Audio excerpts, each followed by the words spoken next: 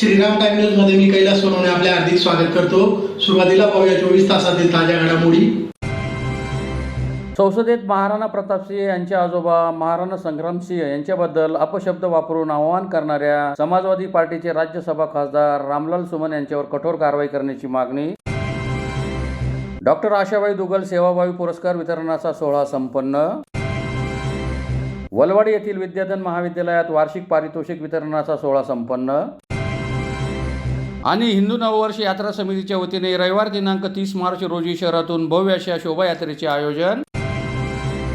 आता बातमीपत्र विस्ताराने। संसदेत महाराणा प्रतापसिंह यांचे आजोबा महाराणा संग्रामसिंह यांच्याबाबत अपशब्द वापरून देशातील राजपूत समाजाच्या भावना दुखावणाऱ्या समाजवादी पार्टीचे राज्यसभा खासदार रामलाल सुमन यांच्यावर कठोरात कठोर कारवाई करावी या मागणीसाठी धुळे जिल्हा राजपूत समाजातर्फे जिल्हाधिकारी कार्यालयासमोर निदर्शने करून निवेदन देण्यात आले। महाराणा प्रतापसिंह यांचे आजोबा यांच्याबाबत अपशब्द वापरणाऱ्या समाजवादी पार्टीचे राज्यसभा सदस्य रामलाल सुमन यांच्यावर कारवाई करावी या मागणीसाठी राजपूत समाज बांधवांतर्फे जिल्हाधिकारी कार्यालयासमोर निदर्शने करीत निवेदन देण्यात आले आहे। निवेदनात म्हटले आहे की समाजवादी पक्षाचे राज्यसभा खासदार रामलाल सुमन यांनी संसदेत महाराणा प्रतापसिंह यांचे आजोबा महाराणा संग्रामसिंह उर्फ राणा सांगा यांच्याबद्दल अपशब्द बोलून संपूर्ण हिंदुस्थानच्या आराध्यांचा अपमान केला आहे। त्यामुळे राजपूत समाजाच्या भावना दुखावल्या आहेत। तरी समाजवादी पक्षाचे राज्यसभा खासदार रामलाल सुमन यांच्यावर कठोरात कठोर कारवाई करावी अशी मागणी करण्यात आली आहे। त्यावेळी अजित राजपूत, प्राचार्य विजयसिंग सिसोदिया,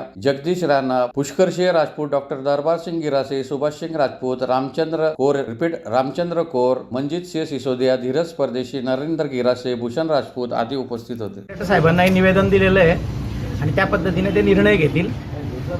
यांचा आम्ही जाहीर निषेध करतो। यांना जोडे मारू नये आम्ही निषेध केलेला आहे। पण आता शहरातील प्रत्येक लोक ज्यावेळेस याच्यात जातील, भूतालीत जातील, लघुशंका करतील ना, हे राज्यसभेचे खासदार आहेत। यांना पब्लिक म्हणजे यांना जे पब्लिकने निवडून दिलं असतं त्याच्यापैकी काही लोकांनी यांना निवडून पाठवलेलं आहे।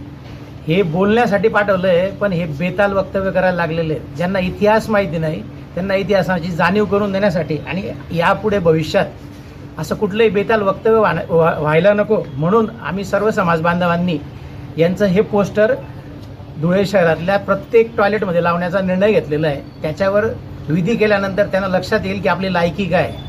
ज्यांना बोलता येत नाही त्यांना म्हणजे एकदा त्यांनी गुच्चू बसलं पाहिजे किंवा जर इतिहासाची माहिती नसेल तर माहिती करून बोललं पाहिजे। भविष्यात असं कुठल्याही नेत्याकडनं हे होणार नाही, चुकीचं वक्तव्य होणार नाही याची काळजी घेण्यासाठी किंवा त्याच्यावर हे आणण्यासाठी आम्ही यांचं पोस्टर पब्लिक टॉयलेटमध्ये लावतोय आणि त्या पद्धतीने निषेध व्यक्त करतोय। Doctor KM. दुग्गल समितीतर्फे देण्यात येणाऱ्या डॉक्टर आशाबाई दुग्गल सेवाभावी पुरस्कार वितरणाचा सोहळा धुळे शहरातील माधव पालिशा वाणिज्य महाविद्यालयात गुरुवारी सायंकाळी संपन्न झाला। Doctor KM. दुग्गल स्मृती समितीतर्फे देण्यात येणारा डॉक्टर आशाबाई दुग्गल सेवाभावी पुरस्काराचा वितरणाचा सोहळा धुळे शहरातील माधव पालिशा वाणिज्य महाविद्यालयात गुरुवारी सायंकाळी संपन्न झाला। प्रमुख अतिथींच्या हस्ते दीप प्रज्वलन करून कार्यक्रमास सुरुवात करण्यात आली। त्यानंतर प्रमुख अतिथींच्या हस्ते शबरी सेवा समितीचे प्रमोद वसंत करंदीकर, रंजना प्रमोद करंदीकर, भटके विमुक्त विकास परिषदेचे चंद्रशेखर बाबूराव पाटील, भाग्यश्री चंद्रशेखर पाटील यांना हा पुरस्कार देण्यात आला। उपस्थित मान्यवरांनी आपली मनोगतीही व्यक्त केली। यावेळी राष्ट्रीय सेवा भारतीचे अखिल भारतीय संयुक्त महामंत्री विजयराव पुराणिक, के.एम. दुग्गल स्मृती समितीचे अध्यक्ष सुरेश पवार आदी उपस्थित होते। तत्कालीन माननीय धुळे शहर संघचालक होते। संघ कार्याव्यतिरिक्त धुळे शहरात चालणाऱ्या अनेक सामाजिक कार्यात त्यांचा सहभाग असे। स्वर्गीय डॉक्टर आशाताई दुग्गल याही शैक्षणिक व सामाजिक कार्यात सक्रिय असत।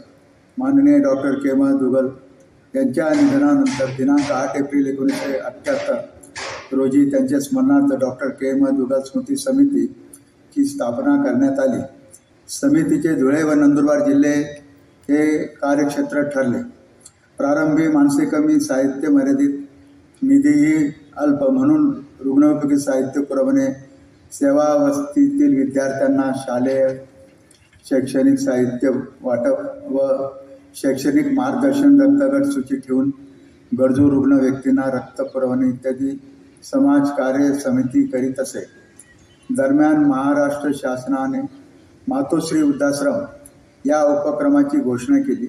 समितीने हा उपक्रम राबवण्याची तयारी दर्शवून प्रस्ताव सादर केला। दिनांक 8 जानेवारी 1996 च्या महाराष्ट्र शासन निर्णयानुसार डॉक्टर के मधुकर स्मृती समिती धुळे या संस्थेत मातोश्री वृद्धाश्रम उपक्रम चालवण्याची मंजुरी प्राप्त झाली व 5 सप्टेंबर 1998 रोजी साक्री रोडवरील धुळे शहरातील नकाने तलावाजवळ महाराष्ट्र सरकारने 30 वर्षाच्या लीजवर दिलेल्या एकूण 5 एकर पडीत जमिनीवर मातोश्री वृद्धाश्रमाच्या इमारतीचे सुमारे 2 एकर जागेवर बांधकाम झालेले आहे. एकूण 3 निवासस्थाने व एक प्रशस्त भोजन हॉल आणि स्वयंपाकगृह बांधलेले आहे.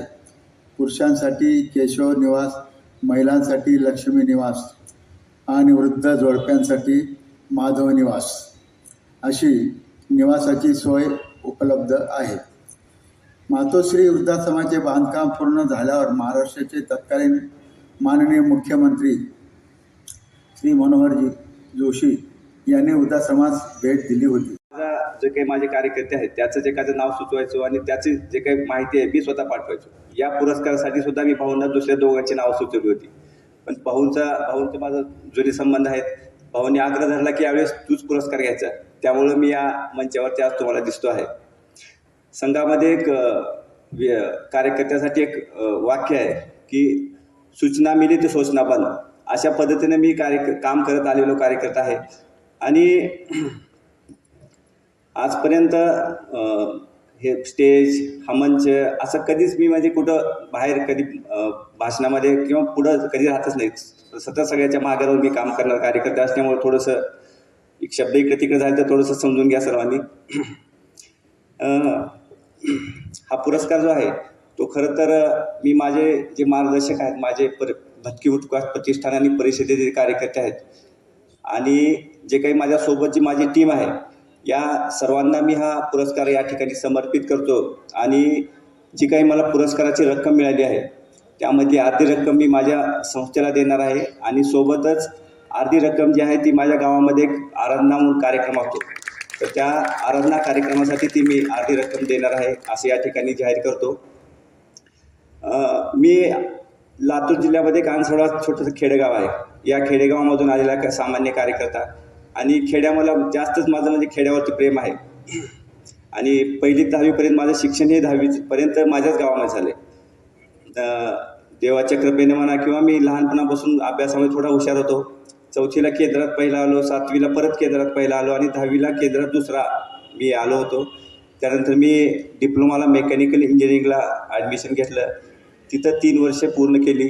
पुढे मी पुण्याच्या एका नामांकित कंपनीमध्ये क्वालिटी इंजिनियर असं म्हणून लाईन लीडर असं 3-4 वर्ष काम केलं.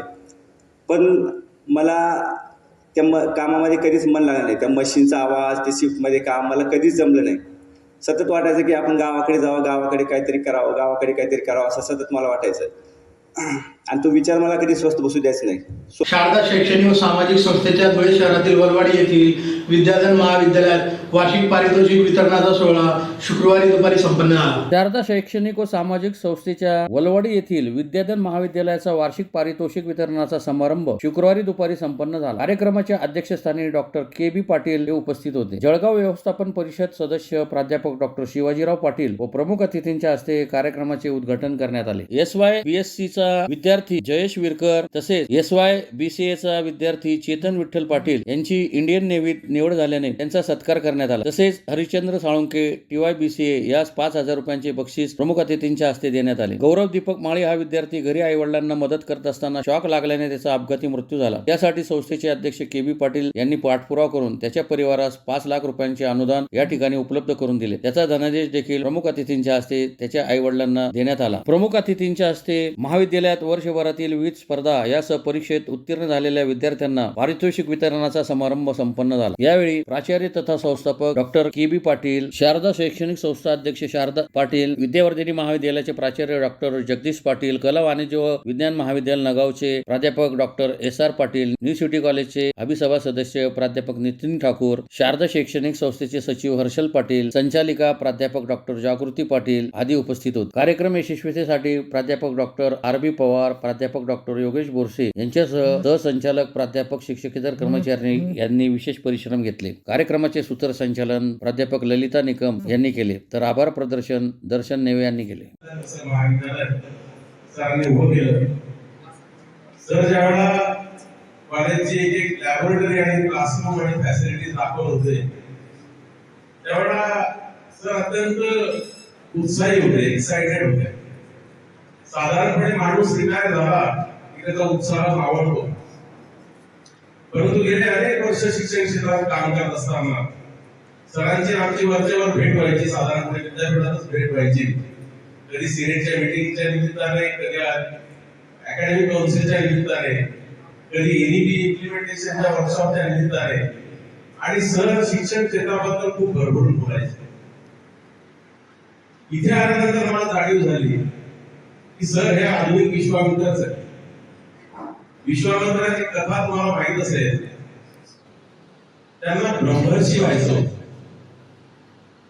त्यांना राजर्षीचा दर्जा दिला गेला, पण ब्रह्मर्षी पण त्यांना नाकारले. आणि ब्रह्मर्षी हा म्हणजे आता या गोष्टी आख्यायिका आहेत सगळ्या, परंतु तरी त्याच्यातला जो मतितार्थ आहे तो आपण घेऊया. तर त्याचा एक शिष्य होता आवडता, त्याचं नाव त्रिशंकू. त्याला सदैव वैकुंठाला पाठवण्याचा भाग विश्वामित्रांनी घातला आणि तो नाकारला गेला. आपल्याला माहिती आहे, म्हणून त्रिशंकू पृथ्वीवर नाही स्वर्गात येण्यासाठी अडकला होता. सरांच्या अनेक योजना ज्या विद्यार्थी हिताच्या आहेत त्या काही प्रमाणात नाकारल्या गेल्या विद्यापीठाकडून, या व्यवस्थेकडून. या व्यवस्थेमध्ये त्यांना पाठिंबा देणारे खूप लोक असून सुद्धा, म्हणून त्यांनी सांगितले की ठीक आहे, मी माझा नवीन स्वर्ग निर्माण करतो आणि त्याच्यामध्ये मी माझ्या दर्शनला पाठवतो. आणि सर इथे आल्याबरोबर मला जाणवलं की हा तुमचा नवीन स्वर्ग तुम्ही निर्माण केलेला आहे. या अर्थाने मला असं वाटतं की तुम्ही आधुनिक विश्वामित्राची सृष्टी तुम्ही निर्माण केलेली आहे.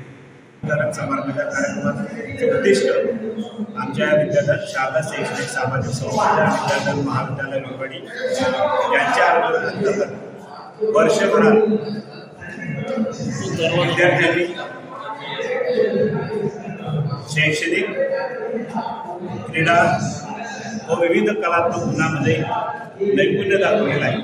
अशा विद्यार्थ्यांचा गौरव, सन्मान ही आमची शारदा शैक्षणिक सामाजिक संस्था, विद्याधर महाविद्यालय व विद्याधर इंग्लिश मीडियम स्कूल दोघे शाखेमध्ये दरवर्षी सन्मानित करीत असतो. त्याचबरोबर काही विद्यार्थी ज्यांनी अवांतर बाह्य ज्ञान, बाह्य स्पर्धेमध्ये सहभाग घेतला असेल अशा विद्यार्थ्यांचा देखील आज आम्ही सन्मान करत आहोत. यामध्ये क्रीडा विभागाने विशेष करून उत्तर कवयित्री बहिणाबाई चौधरी उत्तर महाराष्ट्र जळगाव याच्या नेटबॉल स्पर्धेमध्ये अखिल भारतीय संघामध्ये आमच्या महाविद्यालयाचे विद्यार्थी, मानव असेल, गीतांजली खैरनार असेल, प्रशांत पाटील असेल, असे अनेक विद्यार्थ्यांनी यश मिळवलेलं आहे. दरवर्षी कवयित्री बहिणाबाई चौधरी उत्तर महाराष्ट्र जळगाव आदरणीय माननीय कुलगुरू महोदय माहेश्वरी साहेब यांची संकल्पना आहे की आपलं उत्तर महाराष्ट्र विद्यापीठातील प्रत्येक महाविद्यालय, प्रत्येक विद्यार्थी हा कॉपीमुक्त व्हावा, परीक्षा ह्या निकोप वातावरणात, अशा दृष्टीने मी देखील त्यामध्ये त्यांच्या विचाराशी सहमत आहे. त्यामुळे आमच्या महाविद्यालयामध्ये परीक्षा होतात त्या परीक्षेमध्ये निकोप वातावरण परीक्षा करण्यासाठी सर्व व्यवस्थापन, त्यातून महाविद्यालय, प्राचार्य, प्राध्यापक, शिक्षक, कर्मचारी व विद्यार्थी देखील सहभागी असतात. आणि अशा या परीक्षेमध्ये सतत आम्ही प्रत्येक विषयामध्ये वैयक्तिक संस्थेकडून जे विद्यार्थी पहिल्या प्रथम क्रमांकाने पास होतात त्यांना 5,000 रुपयाचा धनादेश दरवर्षी दिला जातो. तसेच या पारितोषिकामध्येच एक आम्ही 5 लाखाचा धनादेश देत आहोत. त्याचं थोडंसा कारण आहे असं आहे की आमच्या महाविद्यालयातील गौरव माडी नावाचा विद्यार्थी, नियमित महाविद्यालय शिकत येणारा, नियमित गुणवत्तेमध्ये सन्मान विद्यार्थी, दुर्दैवाने आपल्या वडिलांना सुट्टीच्या दिवशी मदत करायला गेला आणि त्या मदतीमध्ये दुर्दैव घडलं की त्याचा विद्युत ताऱ्याला हात लागला आणि तो त्या ताऱ्याचा हात लागल्यामुळे त्याचं आकस्मिक निधन झालं. परंतु आम्ही शासन दरबारी, त्यातून विद्यापीठ याच्यामध्ये दरवर्षी विद्यार्थ्यांचा ग्रुप इन्शुरन्स विमा काढलेला असतो. त्याच्या अनुषंगाने त्या विद्यार्थ्याचा पाठपुरावा करून त्या विद्यार्थ्याला शासनाकडून आम्ही महाविद्यालयातर्फे 5 लाख रुपयाचा धनादेश आज रोजी त्यांच्या पालकांना सुपूर्द करीत आहोत आणि सुपूर्द केला आहे. तसेच या अशा पालकांना कुठेतरी दुःखाचा विसर व्हावा, हुंकार दिली जावी म्हणून आदरणीय कुलगुरू महोदय डॉक्टर माहेश्वरी साहेब यांनी देखील त्यांच्या कुलगुरूनिधीतून 10,000 विश्व हिंदू परिषद तर्फे आयोजित हिंदू नववर्ष यात्रा समितीच्या वतीने रविवार दिनांक 30 मार्च रोजी शहरातून भव्य अशी शोभायात्रा निघणार असल्याने या शोभायात्रेत मोठ्या संख्येने सहभागी होण्याचे आवाहन आमदार अनुप अग्रवाल यांनी पत्रकार परिषद घेऊन केले आहे. हिंदू नववर्षानिमित्त विश्व हिंदू परिषद तसेच हिंदू नववर्ष यात्रा समितीच्या वतीने रविवार दिनांक 30 मार्च रोजी शहरातून भव्य अशा शोभायात्रेचे आयोजन करण्यात आले आहे. तरी या शोभायात्रेत मोठ्या संख्येने सहभागी होण्याचे आवाहन आमदार अनुप अग्रवाल यांनी पत्रकार परिषद घेऊन केले आहे. शोभायात्रेची सुरुवात ग्रामदैवत श्री एकविरा देवी माता मंदिर देवपूर येथून होईल व यात्रेचा समारोप श्रीराम मंदिर आग्रा रोड येथे होईल. या शोभायात्रेत शांतीब्रह्म श्री संत एकनाथ महाराजांचे 12वे वंशज हरिभक्त परायण योगेश महाराज गोसावी पालखीवाले पैठण तसेच स्वामीनारायण मंदिराचे आनंद जीवन स्वामी आदी उपस्थित राहणार आहे. या शोभायात्रेत संत श्रेष्ठ मंडळी, वारकरी संप्रदाय, ब्रह्मवृद्ध, सजीव देखावे, श्रीराम परिवार, हनुमान सेवा, शौर्य पथक, मल्लखांब, ढोल पथक, घोडेस्वार, महिला शंखनाद पथक, वाजंत्रीसह ग्रामदैवत एकविरा देवीची पालखी निघणार आहे. तरी सकल हिंदू समाजाने पारंपरिक पोशाख परिधान करत सनातन धर्माच्या नवीन वर्षाच्या स्वागतासाठी उत्साहाने सहभागी व्हावे असे आवाहन अनुप अग्रवाल यांनी केले आहे. हिंदू नववर्षाचं स्वागत करत असतो आणि त्याच्यासाठी एक भव्य अशी शोभायात्रा आपण काढत असतो. 30 तारीख सकाळी 8 वाजता एकविरा माता मंदिर येथून ही यात्रा चालू होईल आणि श्रीराम मंदिर फुलवाला चौक येथे आरतीने यात्रेची समाप्ती होईल. तरी माझी सर्व पत्रकारांना विनंती का आपल्या माध्यमातून आपल्या प्रिय दैनिकातून ही बातमी जनतेपर्यंत आपण पोहोचवावी आणि तमाम धुळे शहरातील हिंदू नागरिकांना विनंती करतो का त्यांनी मोठ्या संख्येने हिंदू नववर्षाच्या स्वागत यात्रेत सहभागी व्हावं. येणाऱ्या पिढीलाही आपली परंपरा आपण जी गुरु उभारतो ती का उभारली जाते या सर्व गोष्टी त्यांनाही समजल्या पाहिजे आणि प्रत्येकाने आपल्या घरासमोर गुरु उभारावी अशी आपल्या माध्यमातून आपल्या सर्व पत्रकारांच्या माध्यमातून जनतेला अपील करतो का हिंदू नववर्षाचं स्वागत आपल्याला जल्लोषात करायचं आहे. ज्याप्रमाणे 31 डिसेंबर हे विदेशात किंवा आपल्या भारतात पण मोठ्या प्रमाणावर आपण साजरा करतो त्याच्यापेक्षाही मोठ्या प्रमाणावर हिंदू नववर्ष आपल्याला सर्वांना एकत्रित येऊन या ठिकाणी जल्लोषात करायचं आहे. त्याच्यासाठी तमाम हिंदू बांधवांनी एकत्र यावं अशी आपल्या माध्यमातून मी विनंती करतो. पुन्हा एकदा ठळक घडामोडींवर. संसदेत महाराणा प्रतापसिंह यांचे आजोबा महाराणा संग्रामसिंह यांच्याबद्दल अपशब्द वापरून आवाहन करणाऱ्या समाजवादी पार्टीचे राज्यसभा खासदार रामलाल सुमन यांच्यावर कठोर कारवाई करण्याची मागणी. डॉक्टर आशाबाई दुगल सेवाभावी पुरस्कार वितरणाचा सोहळा संपन्न. वलवाडी येथील विद्याधन महाविद्यालयात वार्षिक पारितोषिक वितरणाचा सोहळा संपन्न. आणि हिंदू नववर्ष यात्रा समितीच्या वतीने रविवार दिनांक 30 मार्च रोजी शहरातून भव्य अशा शोभायात्रेचे आयोजन. संसदेत महाराणा प्रताप सिंह यांचे आजोबा महाराणा संग्रामसिंह यांच्या बाबत अपशब्द वापरून देशातील राजपूत समाजाच्या भावना दुखावणाऱ्या समाजवादी पार्टीचे राज्यसभा खासदार रामलाल सुमन यांच्यावर देशद्रोह